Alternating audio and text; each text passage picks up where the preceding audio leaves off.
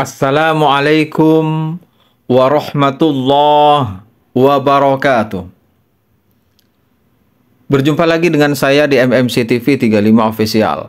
Di kesempatan kali ini saya akan kembali mengajak teman-teman semuanya untuk belajar bareng di sini.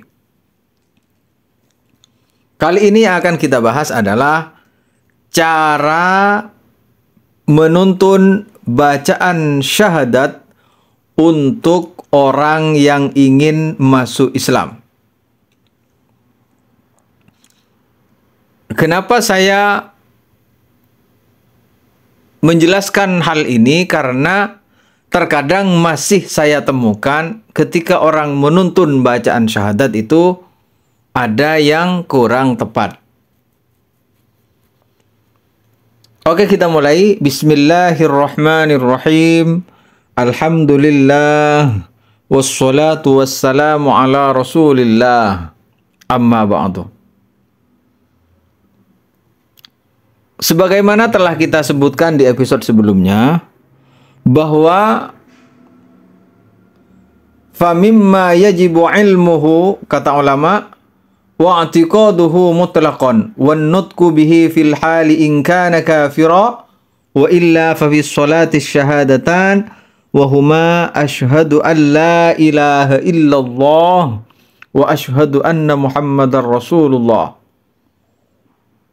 Termasuk bagian dari kewajiban bagi seorang mukallaf, orang yang sudah mukallaf, adalah mengetahui dan meyakini secara mutlak dua kalimat syahadat. Jadi setiap mukallaf dituntut untuk mengucapkan dua kalimat syahadat seketika jika dia adalah orang kafir. Kalau dia orang kafir, maka dia harus bersyahadat, artinya masuk Islam dengan mengucapkan dua kalimat syahadat. Dia punya kewajiban untuk masuk Islam apabila dia telah masuk ke dalam kriteria mukallaf. Kemudian, jika dia seorang muslim, maka dia punya kewajiban untuk mengucapkan dua kalimat syahadat di saat melaksanakan sholat. Nah, di sini, di dalam ibarah tadi yang ditulis oleh ulama, wan nutqu bihi fil hal. Jadi mengucapkan dua kalimat syahadat seketika. Artinya tidak boleh ditunda-tunda. Tidak boleh ditunda-tunda. Ketika ada orang yang ingin mengatakan, saya ingin masuk Islam, mohon bimbingannya, mohon dituntun bagaimana cara masuk Islam.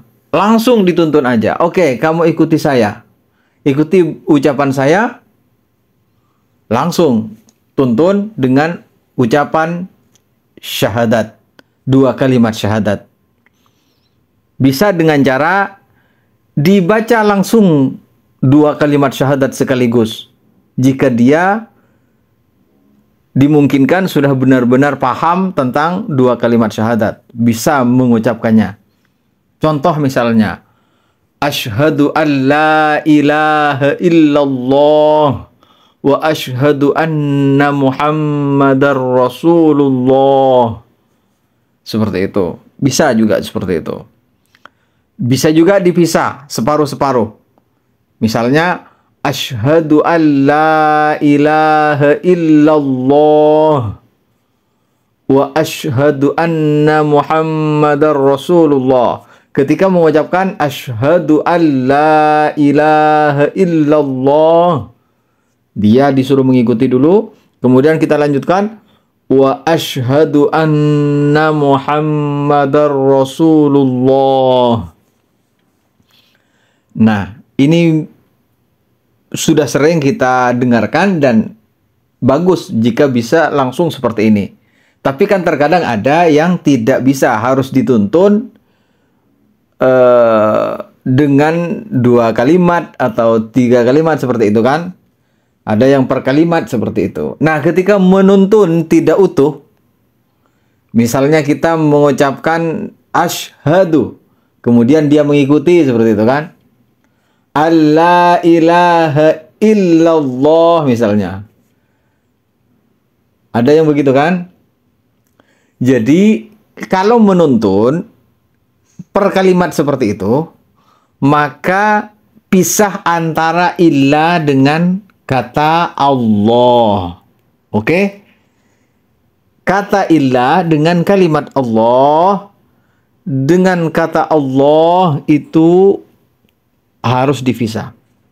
Contoh, asyhadu an la ilaha illallah. Ini kan biasa. Kalau dipisah misalnya asyhadu, kemudian dia mengikuti, asyhadu, dia juga mengikuti. Alla ilaha. Kemudian dia mengikuti juga alla ilaha illa. Nah, kemudian dia mengikuti juga illa. Kemudian kita lanjutkan Allah. Seperti itu. Nah, yang sering kita dengar dari orang-orang justru dituntun asyhadu, kemudian dilanjutkan alla ilaha illallah. Begitu. Ini tidak tepat. Kata guru yang pernah saya pelajari dari guru, tidak diperkenankan. Yang diperkenankan adalah memisah antara ilah dengan Allah. Yang tepat adalah asyhadu alla ilaha illa Allah. Seperti itu. Lanjutkan, wa asyhadu anna Muhammadan Rasulullah. Seperti itu. Jadi kalau dipisah-pisah ya seperti itu. Jadi kata ilah dengan Allah itu dipisah. Oke? Kemudian juga bisa tanpa menggunakan kata asyhadu.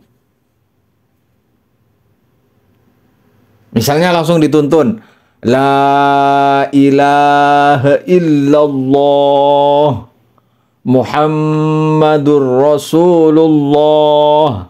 Boleh.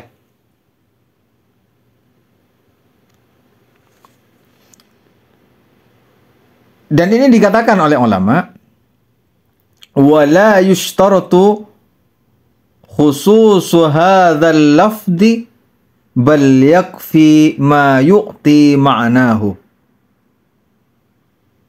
Ka'ayyaqula la rabba illallah aw la khaliqa illallah wa yakfi Muhammadun nabiyullah.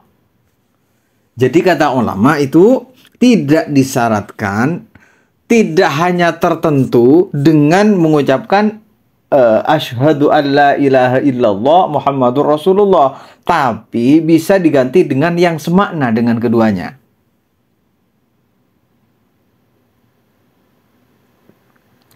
Contohnya apa? Misalnya la khaliqah illallah, la rabba illallah, Muhammadun nabiyullah, Muhammadun Rasulullah. Itu bisa. Bisa juga seperti itu. Jadi kalau menuntun bacaan dua kalimat syahadat bisa diganti dengan seperti itu. Bahkan bisa dengan bahasa Indonesia misalnya.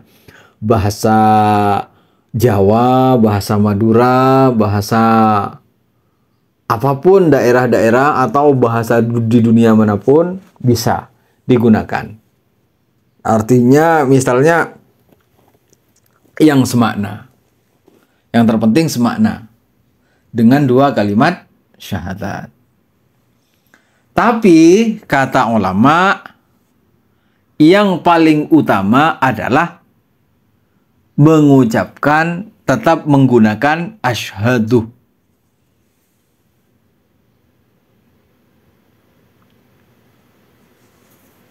Jadi menggunakan asyhadu itu kenapa? Kenapa lebih utama menggunakan kata asyhadu? Karena ketika menggunakan kata asyhadu itu memiliki tiga makna. Asyhadu maknanya adalah yang pertama a'lamu. Saya mengetahui. Wa a'taqidu, dan saya meyakini. Wa a'tarifu, dan saya mengakui. Seperti itu. Jadi ada 3 maknanya. Kalau kan makanya lebih sempurna kemudian mengucapkan 2 kalimat syahadat dengan makna tersebut. Dengan asyhadu, dengan kata asyhadu. Jadi lebih utamanya seperti itu. Jadi tetap gunakan itu. Sekalipun menggunakan bahasa Indonesianya misalnya, ya dituntut dengan begitu, lebih sempurna. Saya bersaksi. Atau dituntun dengan maknanya itu juga sama. Dengan maknanya asyhadu tadi. Saya meyakini dan saya mengetahui. Juga saya mengakui bahwa tidak ada Tuhan yang disembah dengan benar kecuali Allah. Dan Nabi Muhammad adalah utusan Allah. Bisa begitu. Atau juga wa asyhadu anna Muhammadan Rasulullah dengan artinya yang sempurna juga. Dan saya mengakui. Juga saya meyakini. Bahkan saya mengakui bahwasanya Nabi Muhammad adalah utusan Allah. Bisa begitu. Nah, seperti itu teman-teman. Jadi kalau membimbing 2 kalimat syahadat, ingat di awal tadi saya mengatakan bahwa tidak boleh menunda-nunda. Jadi jangan ditunda-tunda. Ini sebenarnya sudah dijelaskan di episode sebelumnya. Jadi teman-teman kalau belum nonton silahkan tonton di episode sebelumnya. Karena sangat penting sekali. Tidak boleh menunda-nunda. Apa mau sibuk, mau lagi sholat, mau lagi apa, enggak. Udah ada tata caranya di episode sebelumnya, saya menjelaskan kepada teman-teman semuanya. Kalau sedang sholat, gimana cara mensyahadatkan orang. Kalau sedang ada kesibukan yang lain, misalnya lagi khutbah, bagaimana caranya.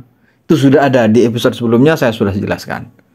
Nah, silahkan teman-teman yang belum menonton, silahkan ditonton. Semoga bermanfaat. Nah, mungkin ini dulu ya teman-teman. Nanti di episode berikutnya akan saya jelaskan tentang makna 2 kalimat syahadat.